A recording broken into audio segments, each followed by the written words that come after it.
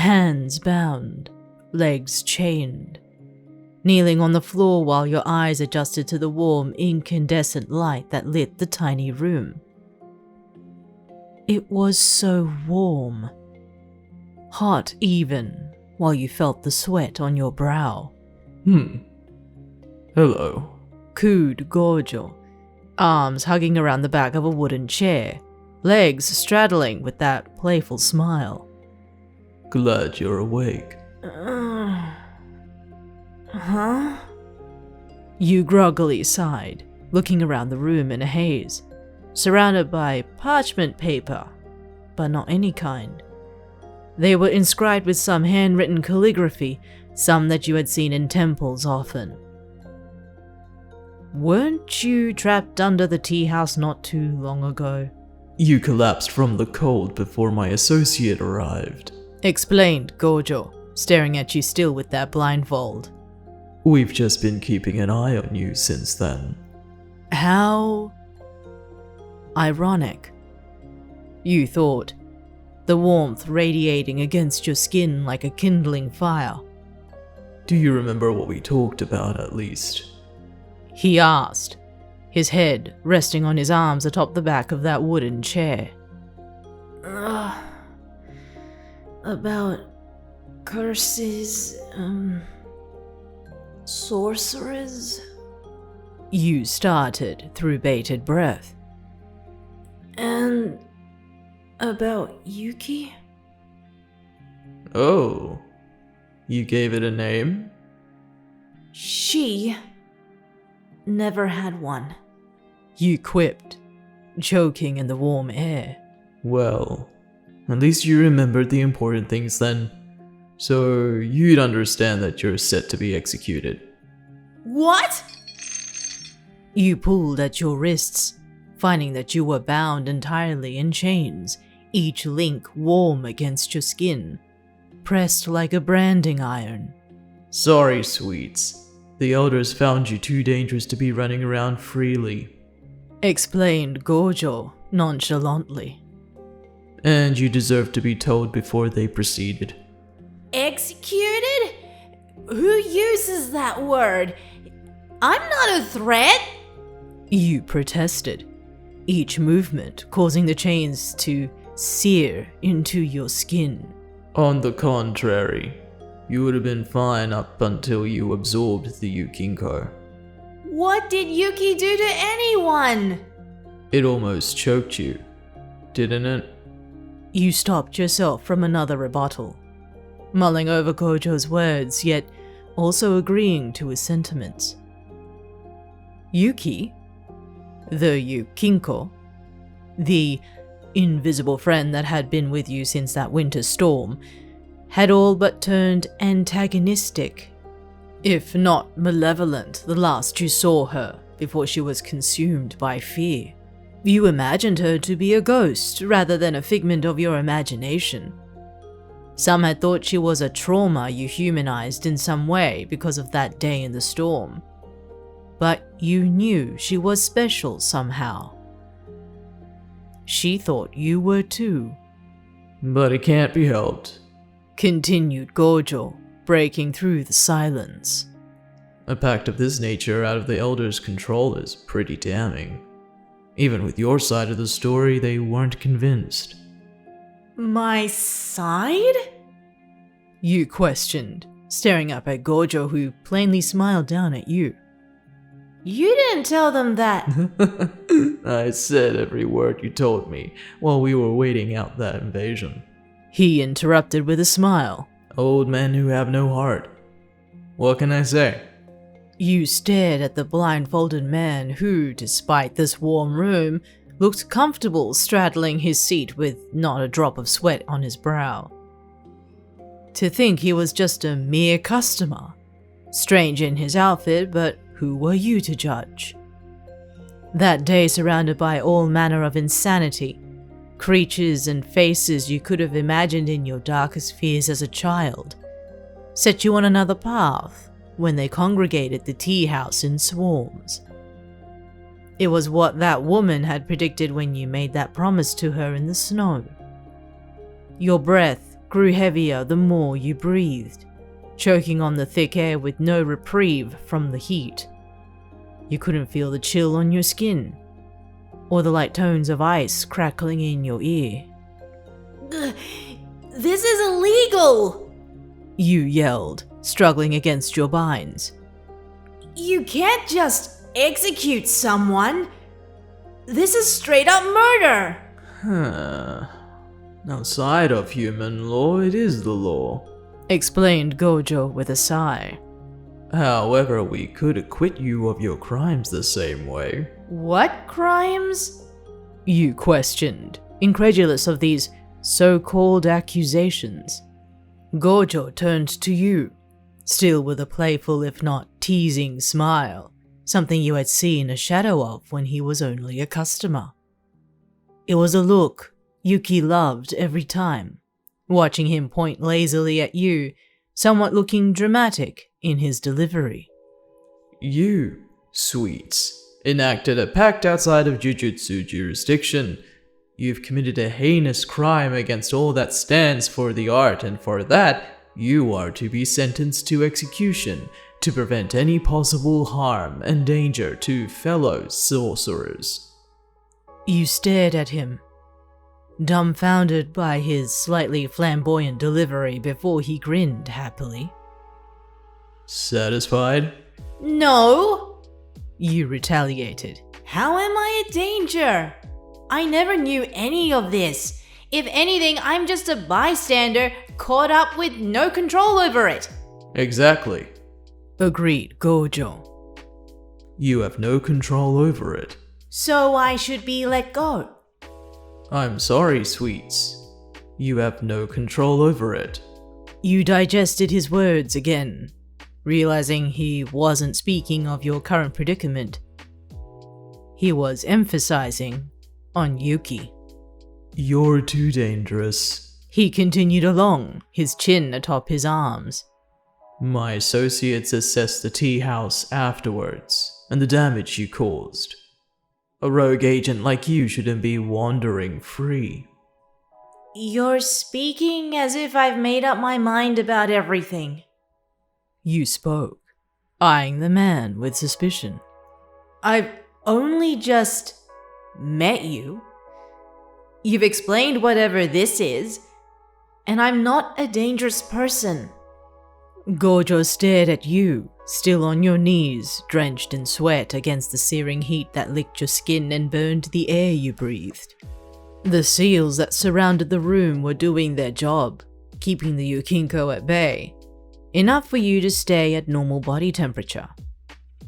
Yet watching your body adjust was an interesting observation, finding that you were highly sensitive to the most minute change in the air. At the very least, you weren't freezing over with frost that almost chilled him in that underground bunker of a room, despite his cursed abilities, before Fushiguro arrived. He watched your reactions to everything. It was the usual denial and anger that many have gone through during due process of this verdict. But still, Yuki isn't dangerous. You pleaded. I swear, she isn't. Bargaining, murmured Gojou, catching your ear. Huh? I did say you could be acquitted of your crimes, if you're willing. But that means leaving the life you knew behind. Whatever friends or family you have, you'll have to leave without saying your farewells. This is an instantaneous pardon of sorts.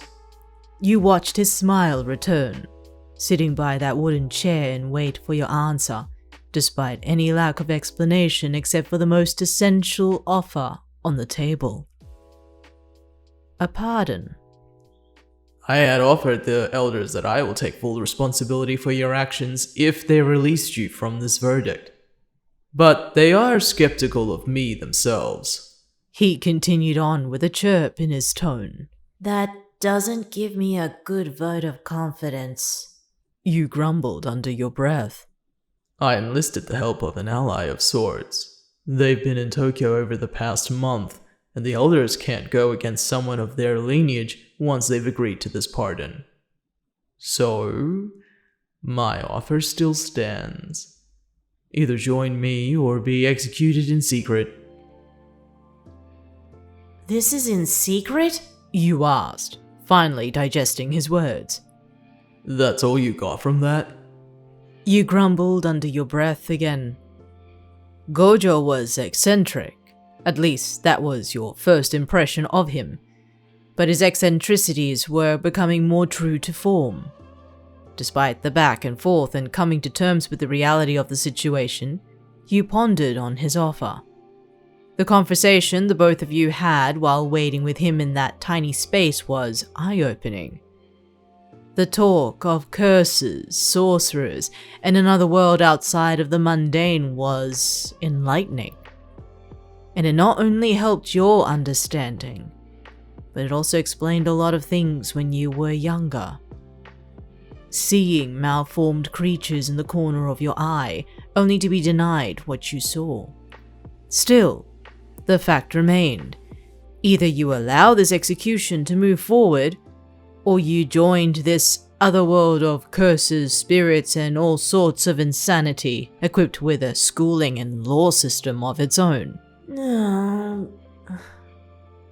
What do I need to do? You asked in defeat. Are there forms I need to fill? So you agree to my terms? Asked Gojou, curious of your decision. Either way, I'm gone from the world, dead or alive. You rationalized. And maybe this is the new path I need to take. It's been a long time since anyone ever believed in me. Gojou smiled down at you, but you felt it was genuine now. Not that teasing, playful grin he had been sporting this whole time in this sauna of a place. His chuckles turned into a cheerful laughter before he clapped his hands, happy and excited of your answer while he knocked on the door next to him. The moment it cracked open, you felt the cool draft from outside relieve you from the heat, finding a dark-haired man peek his head in, his expression slightly perturbed, or more so annoyed. Fushiguro, meet Sweets, introduced Gojou. They're a new member of our motley crew. Ah, so you're awake. Spoke the dark-haired man. Guess the talisman's worked after all. What do you mean? You asked breathlessly. Some of us got worried that you wouldn't wake, given how frozen you were. He explained. The human body wouldn't be able to thaw out quickly enough without any permanent damage. You stared at this man, Fushiguro, confused about what he was talking about until he noticed your obvious reaction to his explanation. His eyes glanced at Gojou, eyeing the man while he was met with a cheeky grin, sighing in exasperation. What did he tell you? He asked, fueled by annoyance at his former teacher's actions. Aren't I being convicted? You slowly asked, hearing a deeper sigh escape from Fushiguro. You turned to Gojou, watching his expression change immediately to one filled with joy, content, and something devilishly cheeky. Nah, April Fool's, Sweets. He spoke with a grin, watching the roll of Fushiguro's eyes before he walked away from the open door. He does this every year. He called out from outside the door until his footsteps disappeared down the hall. For one, you acknowledged the room and what had transpired, unable to attest or account for your behavior over what was a joke. However, hearing April Fools when the last holiday you recalled was Valentine's made it seem impossible to grasp the notion that I've been frozen for over a month? You questioned, incredulous of such a feat to occur, let alone it being you. It took some convincing Shoko from not dissecting you frozen. mentioned Gojou, only inviting more dread to the thought. Who? Anyway, we'll get you out of those chains. You gotta start getting those muscles moving, or else atrophy may set in. Cooed Gojou while he moved towards you, unlocking each shackle and releasing you from your binds. You felt his body heat amidst the already humid room, feeling his fingers on your skin while he unlatched the chains. This closeness again. It was the last thing you recalled, only falling sleepier the longer you waited in his arms. Now it was a burning heat compounded by how close he was to you unraveling the chains. You wondered if this is what it would be like. Just extremes when it came with this man. So the whole execution thing, You started while Gojou helped you to your feet. that was a joke? Would my offer mean nothing if it was? He countered, holding onto your arm while he led you out of the dark room and into the brightly lit hallway, spotting the greenery outside. I just wanted some fun, sweets. You're free to choose what you want. You only thought of his words briefly before you tugged on a small smile, embracing the coolness of the air stepping out of that heat. I choose to live, You started, but I don't break my word either. I believe you. uttered Gojou, his hand on yours, feeling the warmth of it. Because the elders were considering it. What?